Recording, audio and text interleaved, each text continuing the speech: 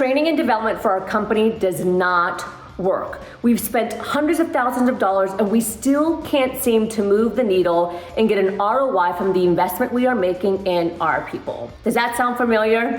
If it does, you're gonna wanna stay and watch this entire video because I'm gonna break down the 4 critical aspects you need to make sure that your training and development program is going to be successful for you and your team and actually achieve the outcomes that you wanna achieve.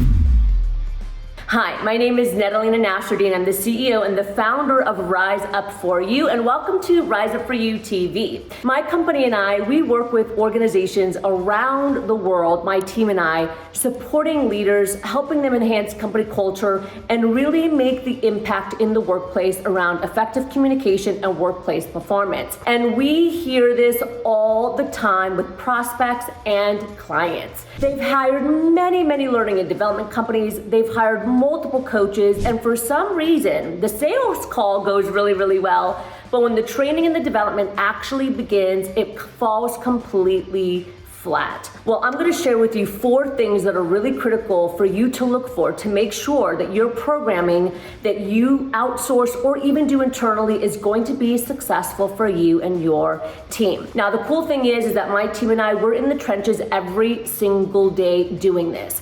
And I will tell you that we have a 95% corporate client repeat rate. So we're doing pretty good, and the method that I'm gonna share with you today is just a testament of how we make sure we can move the needle. All right, let's jump in. Number 1, in order to find and have a successful training and development program, you have to make sure that the trainers themselves are dynamic, energetic, and they can hold a room. There's nothing worse than being in a training with a trainer or somebody up in front that's facilitating that just completely falls flat. They don't have the energy, they don't have the confidence, they don't have the executive presence and acumen that's actually gonna captivate and engage your team. Now, on top of that, the trainer also has to have high social and emotional intelligence, because here's the thing. Sometimes as a trainer, you go in, you have a plan, you have an outline, and it just doesn't work. Maybe the participants or the team, they're not resonating with the content. As a trainer, it's your obligation in the moment to pivot. That means that your EQ and your social and situational awareness has to be mastered. In that moment, you have to be able to recognize that the leaders in the room or the participants aren't enjoying the content, or maybe they're not resonating with it, and so I need to pivot. I need to change to make sure that that 90-minute training or that half-day retreat doesn't go to waste. So, step number 1, making sure that the training team and the trainers are 100% on par and can captivate your team. Number 2, experiential learning. It is not enough to just stand up in front and have somebody click through a PowerPoint and lecture. That is only one type of learning, what we call linguistic learning. But research shows that true transformation occurs when there's experiential and emotional learning happening in the moment. That means that instead of just clicking a PowerPoint, that there's actual activities, breakouts, coaching, role play that's happening in the moment. And on top of that, having resources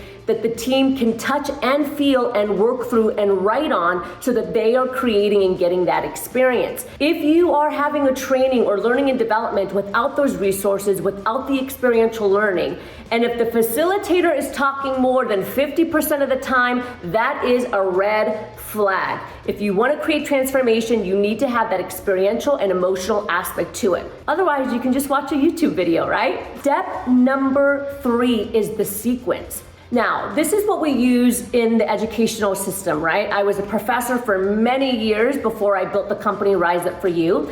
And it's really important that we have the skill of sequence when we're building content and curriculum. What that means is that we need to make sure that the program makes sense in the order. And not only does the program make sense, but every single session that takes place, the content in the session has to make sense in the order that it's being delivered. So the content has to be put in a way that your leaders and your participants can understand. So they can connect the dots, they can see the flow of the programming, they can understand where they're going and where they're at.